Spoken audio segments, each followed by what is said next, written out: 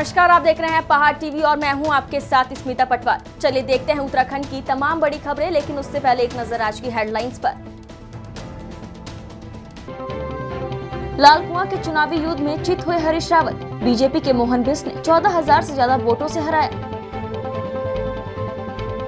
खटीमा से हारे पुष्कर सिंह धामी, भुवन कापड़ी की हुई जीत। उधम सिंह नगर में इस बार कांग्रेस को मिली 5 सीटें, जसपुर, बाजपुर, किच्छा, नानकमत्ता और खटीमा में कांग्रेस की हुई जीत।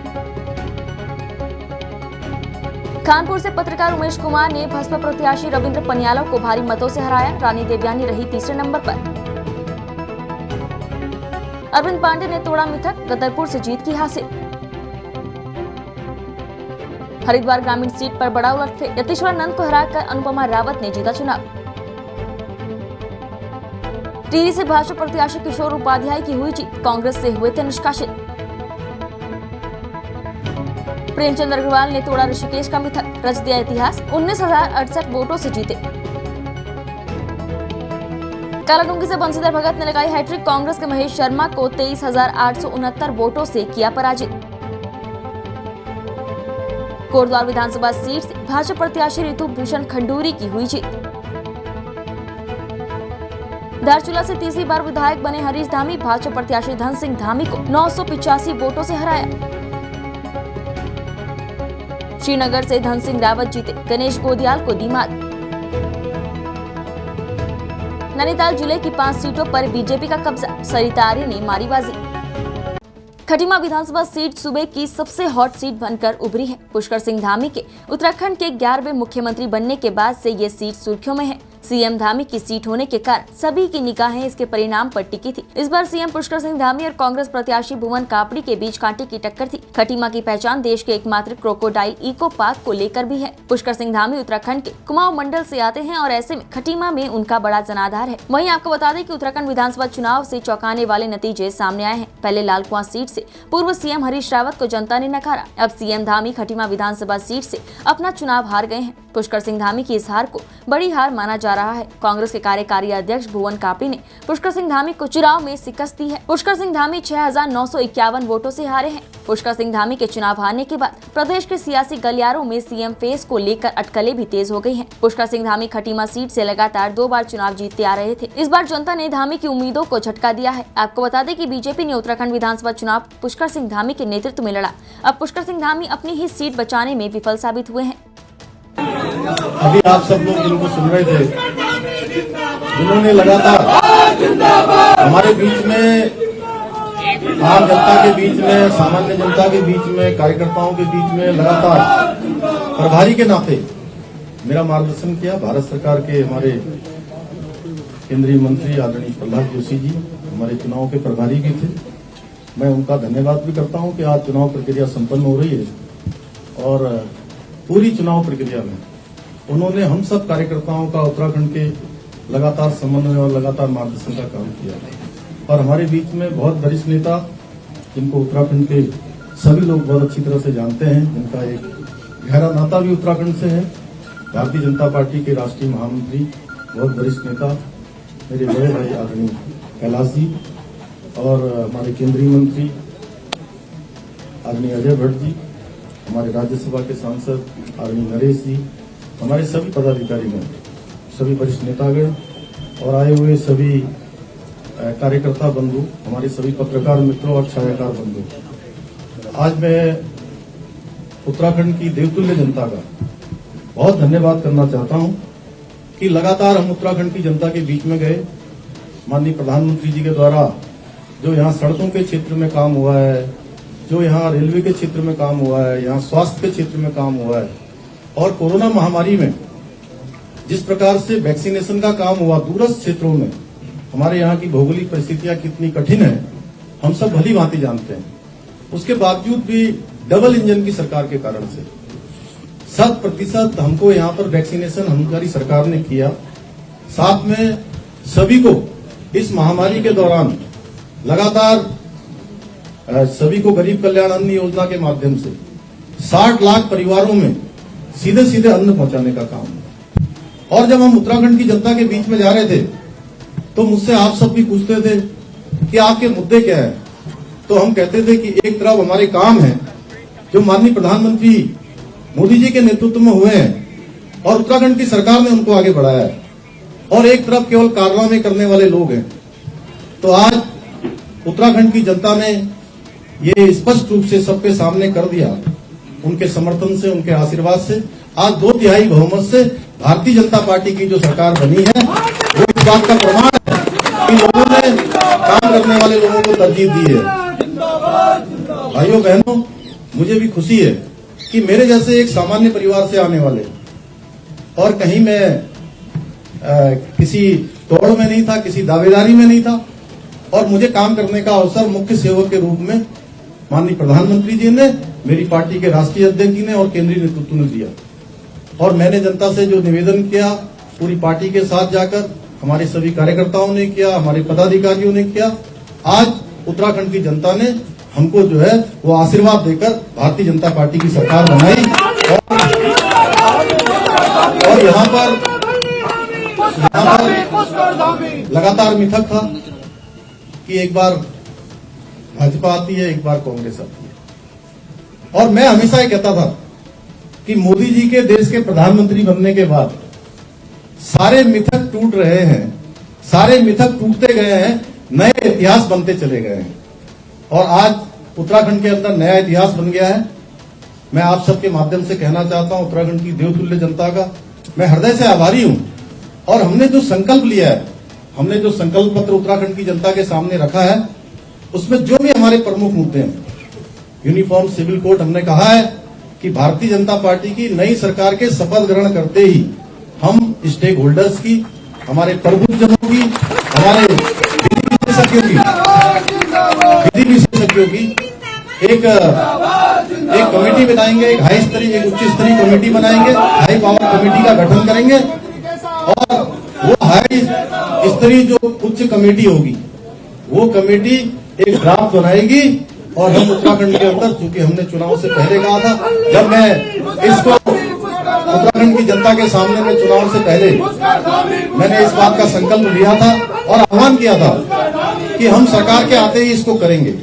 इसके अलावा हमने जो भी संकल्प लिए हैं, क्योंकि ये संकल्प बड़ा महत्वपूर्ण है, हमारा राज्य हिमालयी राज्य है, दो अंतर्राष्ट्रीय सीमाओं से लगा हुआ हमारा राज्य है, सैनिक बाहुल्य प्रदेश है, देवभूमि है, ये गंगा का प्रदेश है, ये आध्यात्मिक, मैं कहूं कि पूरे देश की आत्मा कहीं बसती है, सांस्कृतिक आत्मा कहीं बसती है, तो वो मेरे उत्तराखंड में बसती है। इसलिए उत्तराखंड के अंदर सबके लिए एक समान कानून होना चाहिए। हमने इसके लिए संकल्प लिया है, हम इस पर पूरा का पूरा काम करेंगे। इसके साथ साथ हमने जो भी संकल्प और जो भी वादे उत्तराखंड की जनता से किए हैं, हमारी सरकार उसको पूरा करेगी।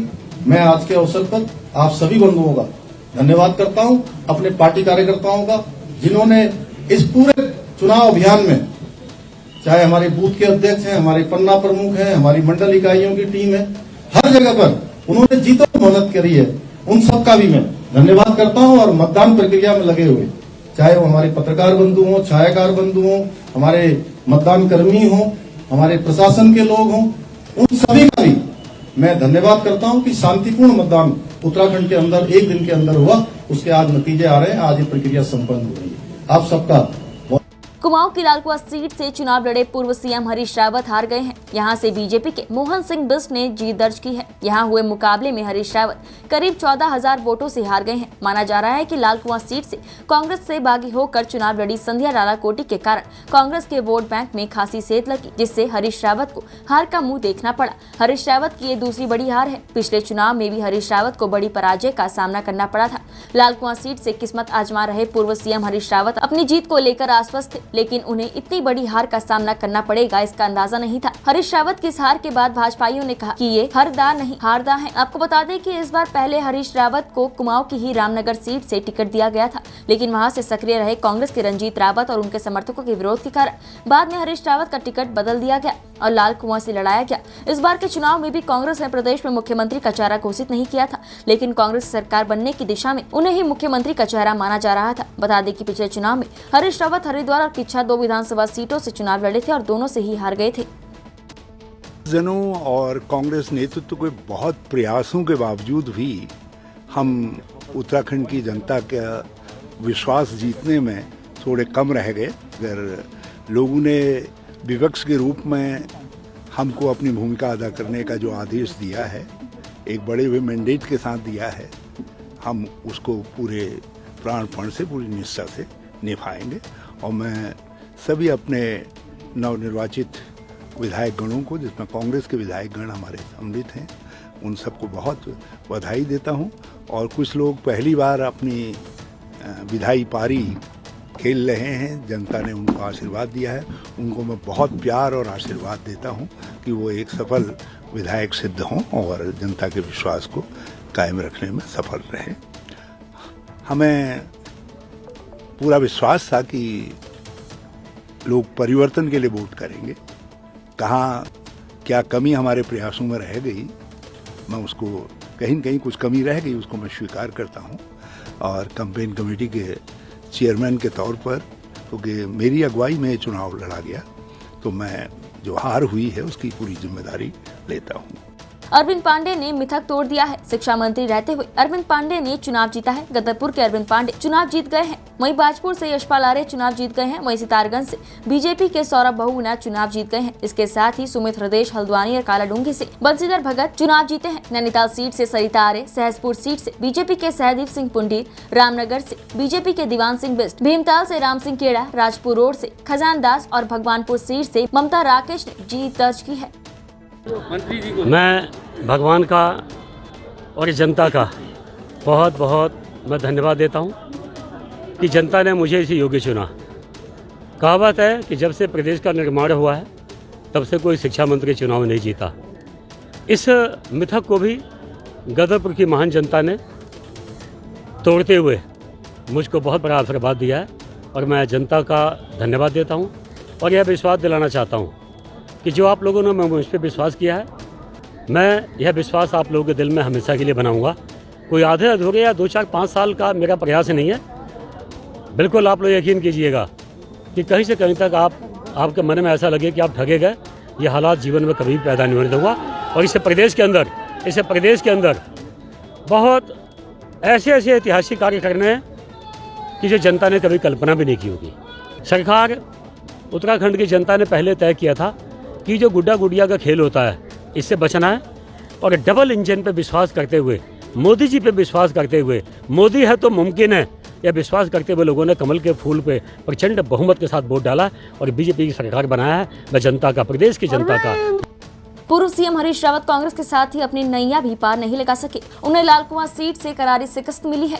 वहीं दूसरी ओर हरिद्वार ग्रामीण से उनकी बेटी अनुपमा रावत ने जीत हासिल की है। इस मौके पर अनुपमा रावत ने जीत के लिए मां गंगा और जनता का आभार जताया है। उन्होंने कहा कि जनता के आशीर्वाद से ही उन्हें जीत मिली है। वहीं हरीश रावत ने अपनी हार के बाद एक बयान दिया है। उन्होंने कहा कि मैं लाल कुआं क्षेत्र के लोगों से, जिनमें बिंदु खत्ता, बरेली रोड के सभी क्षेत्र सम्मिलित हैं, क्षमा चाहता हूं कि मैं उनका विश्वास अर्जित नहीं कर पाया और जो चुनावी वादे उनसे मैंने किए उनको पूरा करने का मैंने अवसर गवा दिया है। बहुत अल्प समय में आपने मेरी तरह स्नेह का हाथ बढ़ाने का प्रयास किया। मैं अपने आप को आपके उड़े हुए हाथ की जड़ में नहीं ला पाया। कांग्रेस जनों ने अथक परिश्रम कर मेरी कमजोरियों को ढकने और जनता के विश्वास को मेरे साथ जोड़ने का अथक प्रयास किया। उसके लिए मैं अपने सभी कार्यकर्ता साथियों को बहुत बहुत धन्यवाद देता हूँ।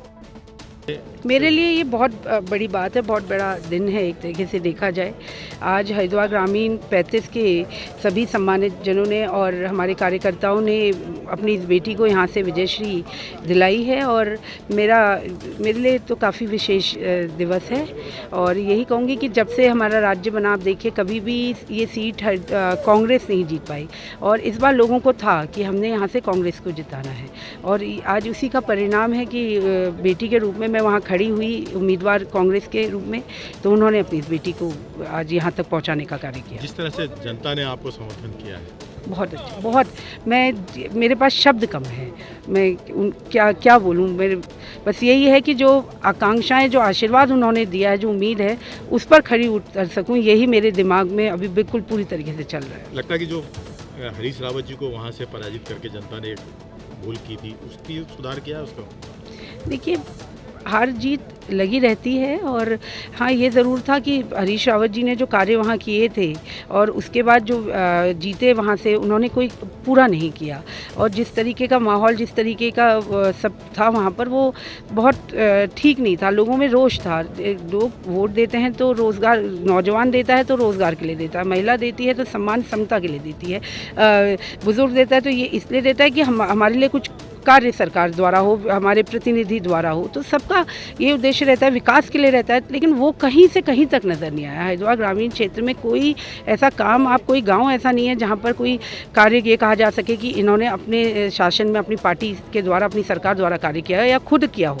तो ये सब बातें थी और उसी का परिणाम है कि आज इस तरीके का जो मैंडेट है वहाँ के लोगों ने दिया है। पौड़ी जिले की 6 विधानसभा सीटों पर भगवा परचम लहराया है। पौड़ी की सबसे हॉट पौड़ी विधानसभा सीट से उच्च शिक्षा मंत्री धन सिंह रावत ने कांटे की टक्कर में कांग्रेस के प्रदेश अध्यक्ष गणेश गोदियाल को हरा दिया है। धन सिंह रावत को मिली ये जीत उनके राजनीतिक करियर के लिए बहुत बड़ी जीत साबित हो सकती है। अपने पहले ही चुनाव में जीत के बाद धन सिंह का नाम 2 बार सीएम रेस में आ चुका है। अब भाजपा के सीएम धामी अपना चुनाव हार चुके हैं, जिसके बाद धन सिंह रावत के राजनीतिक कद के बढ़ने की संभावनाएं हैं। इस सीट पर धन सिंह रावत ने एक बार फिर से कांग्रेस प्रदेश अध्यक्ष गणेश गोदियाल को मात दी है। कैबिनेट मंत्री और विधायक धन सिंह रावत के लिए इस सीट पर पीएम मोदी ने जनसभा की थी। केंद्रीय गृह मंत्री अमित शाह ने भी धन सिंह रावत के लिए प्रचार किया था। चुनाव प्रचार के आखिरी दिन इस सीट पर कांग्रेस की राष्ट्रीय महासचिव प्रियंका गांधी ने गणेश गोदियाल के समर्थन में कैंपेन किया था। कल घोषित हुए नतीजों में जनता ने एक बार फिर से मोदी लहर पर मुहर लगा दी है। कि जिस तरह से उन लोगों ने मुझे अपना प्यार और स्नेह समर्थन दिया है, तो मैं उनकी हमेशा आभारी रहूँगी। और जिस तरह से उन्होंने मेरे को विश्वास जताया है कि रेणु बिष्ट आएगी, हमारे क्षेत्र में विकास कार्य करेगी, जो जिस तरह से वो मुझे मानते हैं, हमेशा हर समय मेरा साथ देते हैं, तो मैं ये चाहूँगी कि उनको शिकायत का मौका न मिले। 5 साल में मैं उन्हीं के बीच में रहूँगी, जैसा वो कहेंगे मैं वैसे करूँगी। क्या प्राथमिकता होंगी अपने विधानसभा की? विधानसभा में जैसे उन लोगों का सबसे पहले हमें कि रोजगार दिया जाए, तो सबसे उन्हीं से पूछा जाएगा कि बैठ करके कि रोजगार हमें किस तरह से अपने रोगी युवाओं को रोजगार दे सके, मातृशक्ति को रोजगार दे सके, क्योंकि पहली प्राथमिकता उनकी है। दूसरी ये है कि सड़क भी है, हॉस्पिटल भी है, और क्या बोलते हैं, पानी भी है और सड़कें भी हैं। ये तो खैर हर विधानसभा क्षेत्र में होगी, मगर मेरा कहना ये है कि जिस तरह से कॉलेज हमारे नहीं है, डिग्री कॉलेज नहीं है हमारे घर में, तो मैं चाहती हूँ कि डिग्री कॉलेज भी खुलवाऊँ, वहाँ पे ITI कॉलेज खुलवाऊँ, पॉलिटेक्निक खुलवाऊँ। तो जैसे भी जितने जो टेक्निक प्रॉब्लम है वहाँ उस क्षेत्र में, वो मैं अपनी कोटद्वार की जनता का बहुत आभार व्यक्त करना चाहूँगी कि 12-14 दिन में उन्होंने मुझे समझा, मेरे विकास की सोच को समझा और उसको आशीर्वाद दिया। साथ ही साथ अपने संगठन का, संघ का और जितने लोग मेरे लिए लगे थे, बहुत जगह से बहुत लोग मेरे लिए लगे थे, क्योंकि समय मेरे पास बहुत कम था। लेकिन सिद्धबली का आशीर्वाद, नीलकंठ का आशीर्वाद, बद्री विशाल का आशीर्वाद मुझे मिला और जनता का जो प्यार और आशीर्वाद मुझे मिला, मैं बहुत आज खुश हूँ और आभार अपने जनता का व्यक्त। कि मेरी दृष्टि पत्र तो मैं ऑलरेडी दे चुकी हूँ और कोटद्वार में बहुत कुछ हम कर सकते हैं, चाहे वो ट्रेंचिंग ग्राउंड हो, बस स्टॉप हो, बाईपास हो, स्कूल हो, स्वास्थ्य को और सुदृढ़ करना हो, रिवर फ्रंट बनाना हो। ऐसे बहुत सारे काम हैं जो मैं जिन पर लगूंगी और मुझे पूरा विश्वास है कि जनता के आशीर्वाद के साथ, अपने सहयोगियों के साथ, संगठन के साथ मैं निश्चित ही इसको पूरा करना चाहूँगी। इस जीत में मैं आदरणीय अपने राष्ट्रीय अध्यक्ष जी को भी धन्यवाद करना चाहती हूँ और बहुत बहुत आभार व्यक्त करना चाहती हूँ आदरणीय मुख्यमंत्री उत्तर प्रदेश योगी जी का, कि उन्होंने मेरे क्षेत्र में आए और उस दिन मेरा इलेक्शन किसी और दूसरी तरफ ही चला गया, तो मैं उनका भी बहुत बहुत आभार व्यक्त करती हूँ। अनिल बलूनी जी आए थे, उनके भाषण के बाद भी चीज़ें बहुत बदली। उन्होंने कहा आप एक बहन, मेरी बहन हैं और आपको एक MLA और एक साथ में एक MP फ्री मिलने वाला है, तो मैं उनका भी बहुत बहुत आभार व्यक्त। मैं उत्तराखंड की जनता का बहुत अभिनंदन करना चाहता हूँ कि उन्होंने जो जनादेश दिया है वो मोदी जी के विकास में जनादेश दिया है और उत्तराखंड राज्य के जो हमने अच्छे काम किए थे उस पर जनादेश दिया है। और श्रीनगर विधानसभा का मैं कह सकता हूँ कि लोगों ने दारू पिलाने वालों को नकार दिया, पैसे बांटने वालों को नकार दिया और विकास पे इस बार उन्होंने वोट दिया है। इसलिए मैं कह सकता हूँ कि अब ये जो 5 साल होंगे हम और अच्छा विकास करेंगे, सबका साथ सबका विकास करेंगे। और मैं प्रधानमंत्री जी का भी धन्यवाद देना चाहता हूँ, अपने जितने इस चुनाव में लोग लगे थे उनको मैं सबका धन्यवाद देना चाहता हूँ और विशेषकर उत्तराखंड की जनता और श्रीनगर की जनता का आभार व्यक्त करना चाहता हूँ कि उन्होंने एक बार फिर मुझे चुनाव जीता। पौड़ी के अंदर भाजपा का परचम जो है लहरा रहा है और हम देख रहे हैं कि निरंतर हम लोग बढ़त बना रहे हैं और उत्तराखंड में भी बढ़त बन रही है और हम लोग सरकार बनाने की तरफ जो है इस समय अग्रसर हो रहे हैं। और मैं कार्यकर्ताओं को और जनता को बहुत बहुत धन्यवाद दूंगा। कार्यकर्ताओं के श्रम से, उनकी मेहनत से ही आज ये दिन नज़र आ रहा है और ये सफलता हमको उपलब्ध हो रही है। तो हमारे जो शीर्षस्थ नेता हैं उनके भी नियंत्रण के, उनके मार्गदर्शन में हम लोगों ने काम किया और दिशा निर्देशन में काम किया है। आज उसी का परिणाम है कि हम लोग सफलता की ओर बढ़ रहे हैं। विकास को स्वीकार किया है और जो हमारे केंद्र नेतृत्व और मोदी जी ने जो काम किए हैं, जो मोदी जी की जो उपलब्धि रही हैं और देश को जो संभाला है, संवारा है, ये सब उसी का परिणाम है कि आज हम सफलता की ओर बढ़ रहे हैं। अब वो तो जनता ने जवाब दे दिया है और आपको पूरा शाम तक आपको रिजल्ट मिल जाएगा।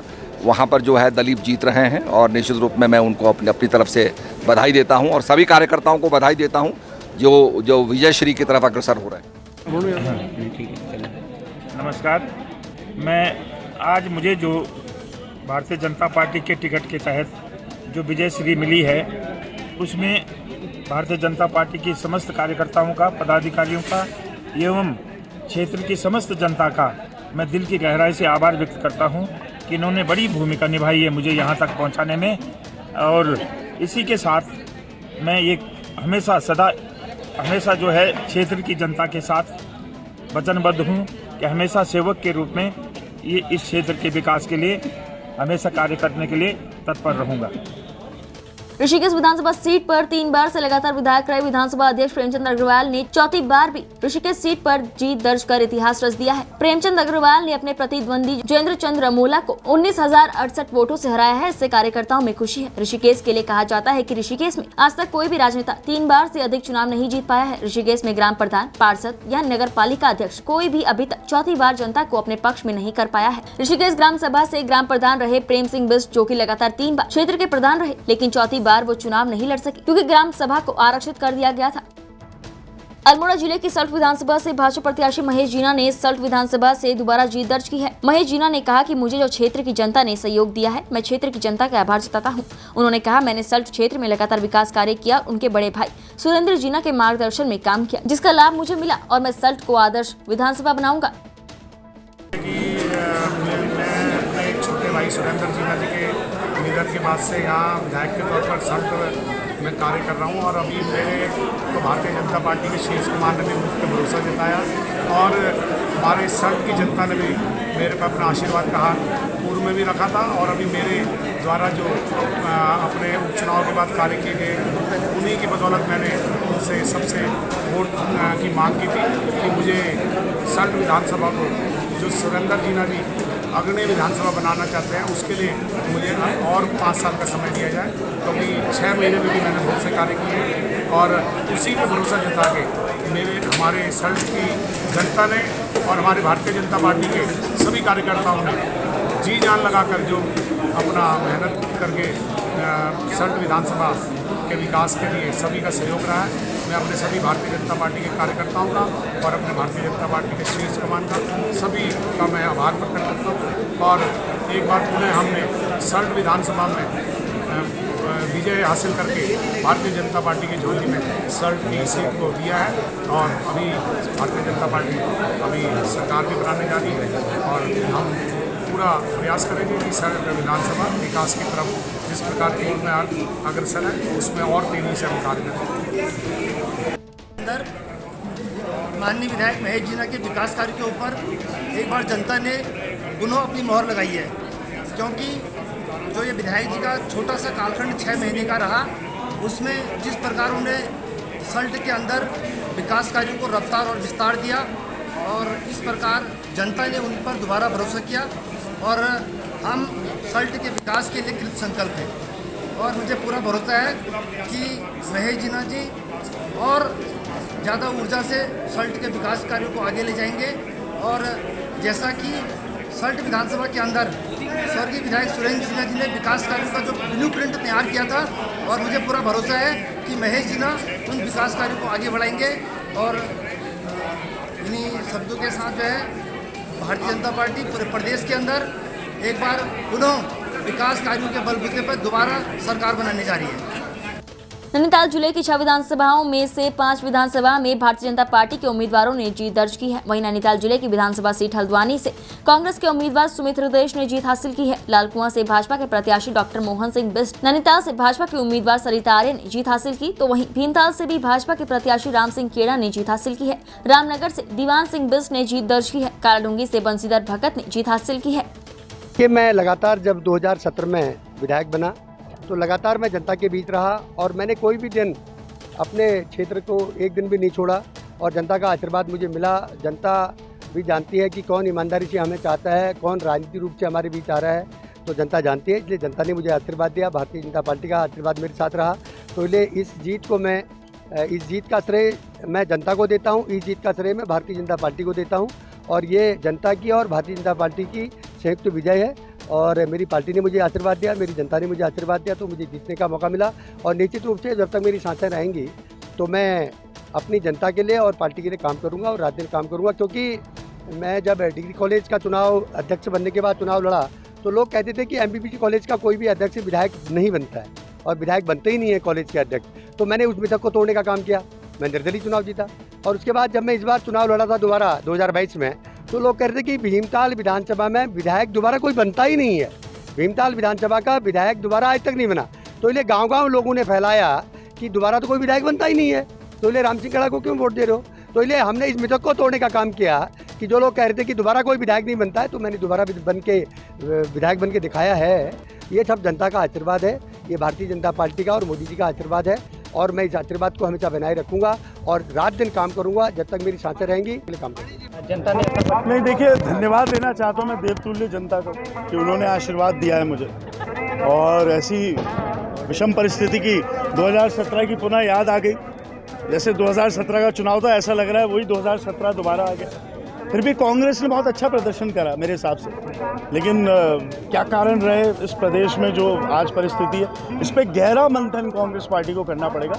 हम सब लोग एकजुट होकर अवश्य इस प्रदेश की प्रगति के लिए संघर्ष हमारा और लड़ाई जारी रहेगी। मेरे को बहुत व्यक्तिगत तौर से दुख है, आदरणीय हरीश रावत जी, वो हमारे अभिभावक भी हैं और इतनी मेहनत के साथ उन्होंने पिछले 5 वर्ष कड़े परिश्रम के साथ पूरे प्रदेश में कार्य करा और कांग्रेस की परिस्थिति अगर आज 20, 25, 30 जितनी भी सीटें आई हैं उसमें हरीश रावत जी का अभूतपूर्व योगदान है। तो इसलिए बहुत आवश्यक था कि हरीश रावत जी जैसे व्यक्ति ज़रूर जीते। लेकिन ये सोचने वाला विषय है कि ऐसे कद्दावर नेता जो इतना अच्छा विजन रखते हों, अच्छे काम करते हों, अच्छी सोच रखते हों, उन्हें जनता ने वोट नहीं डाला। तो अवश्य हम सबको आत्ममंथन करना पड़ेगा कि क्या कारण रहे। शायद हम सबकी कोई कमी रह गई, लेकिन मैं नहीं मानता कि हरीश रावत जी की कोई कमी रही। एक सवाल है कि बीजेपी को देखिए, मैं पहले तो अपने शीर्ष नेतृत्व का आभार प्रकट करूंगी कि उन्होंने मैं लड़की हूं, लड़ सकती हूं का नारा मैं कांग्रेस में बुलंद कर रही थी, लेकिन वो नारा यहाँ पे सिद्ध कर दिया कि हाँ आप लड़की हो, लड़ सकती हो। तो शीर्ष नेतृत्व का बहुत बहुत आभार।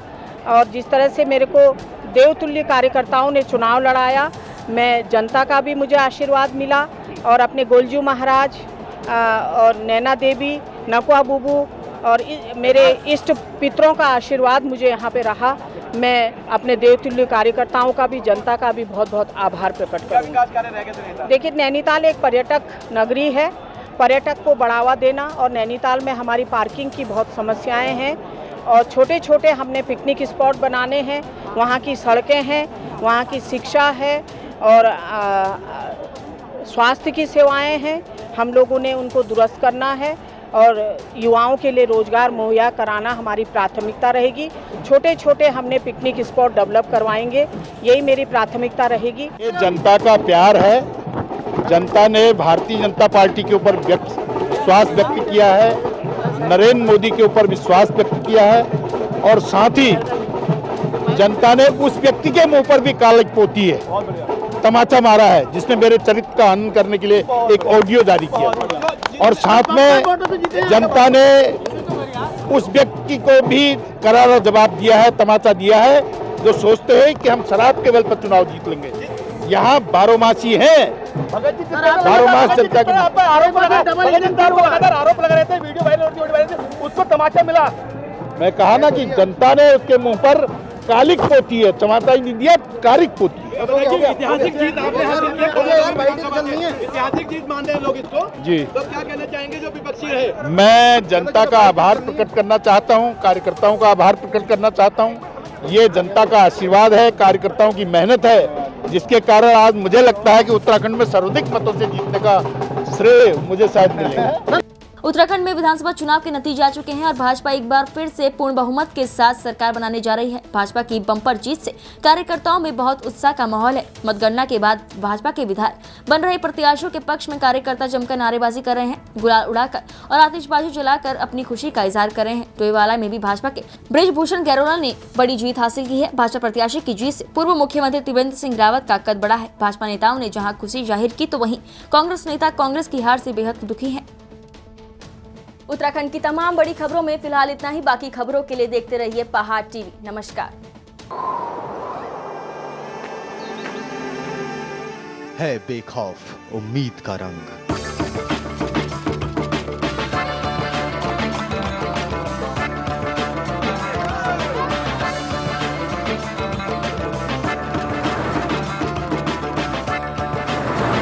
है आस्था भी।